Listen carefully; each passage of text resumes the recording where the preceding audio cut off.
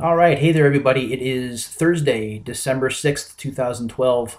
This is my favorite day of the month, as the second Thursday of every month usually is, as it is the day that NPD releases its sales data for the previous month. And of course, November, being the busiest month of the year, is one of the most important periods to keep an eye on in terms of data that gets released. So I'm going to do over the next 9 minutes or so is give you my take on what I expect when the numbers are released later this afternoon, and more importantly, although I don't expect companies to be forthcoming like they were on Black Friday week, kind of what to expect in terms of sales ranges. The easy thing about sales for November will be that one, the Xbox 360 will continue its reign of dominance here in the United States. I don't see any scenario where the Xbox 360 doesn't finish at the top of the list. The other thing is the same theme that we've seen now for the last 12 months, which is that year over year comparison sales overall are going to be down, and it'll be for the 12th straight month. And most likely that's going to wind up leaking into December at the very least, possibly into January of 2013. So you're talking about a 12, 13, 14-month stretch where sales this period were weaker than the period a year ago. And that doesn't look good to investors at all when you can't meet comps, when you don't see any kind of growth, or at least any kind of flat, like level stability. What we're going to see is continued declines, and that doesn't look good. It represents weakness. I do understand that we're at the end of the console cycle. I do understand that there's probably some generational fatigue in there. I do understand that price cuts really haven't hit home. We're still talking about an Xbox 360 that's selling for $250, and the system is now over 7 years old. But that's where we are. And this will continue at least until February, as I said, of next year, when comps or year over year numbers are going to be a bit more attainable. Plus, we do have a fairly decent software slate for February and March of next year. Then you can add in the Wii U, and we'll see whether that maintains any kind of momentum through the period. So let's take a look at the specifics here. The 360, as I said, will be first.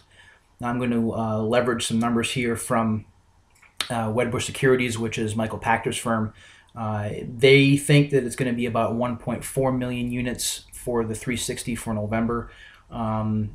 EEDAR says it's going to be a little bit lower, about 1.35 million units. I tend to think that Pachter's a bit closer. 1.4 to possibly as much as 1.5 million for the month of November, and that's spurred by a 750,000 unit sales period during Black Friday week, which is quite impressive. So Xbox 360 will be first. I don't think there's any question about that. The big question is what comes in second, if you're actually worried about second place, fighting for second place. There are two consoles that are fighting, or two platforms that are fighting for that position, the PlayStation 3 and the 3DS. The way that I see it right now, based on the scenarios that I've looked at, the PlayStation 3 should take the second spot. Taking a look at Black Friday sales again, and granted they're not representative of the entire month, but the PlayStation 3 had a fairly brisk sales period during Black Friday week, and I think that tends to float them ahead enough so that they'll come ahead of, or they'll finish ahead of the 3DS in terms of PS3 versus 3DS sales. The PlayStation 3 is estimated by Wedbush to be about 700,000 units. EEDAR is a bit more bullish at 850,000. I do think that's a bit over the top. Thinking about 750,000 or so will be what to look at, and that would be good enough for second place. So the 3DS would be next. I was a bit disappointed by Black Friday period sales for the 3DS. I thought that they would be a bit stronger. At the same time, Paper Mario Sticker Star is not a AAA top-notch, need to buy this piece of hardware kind of title. We saw that last year with Super Mario 3D Land, and then of course in December we saw it with Mario Kart 7, and that's just not going to happen this year. So right now, let's see, if I take a look at the screen over there, 3DS sales, Pactor is very bearish and only going about 440,000 units. I think that's too low. EDAR has about 800,000 units, which is about flat with last year. I do think that's a bit too high.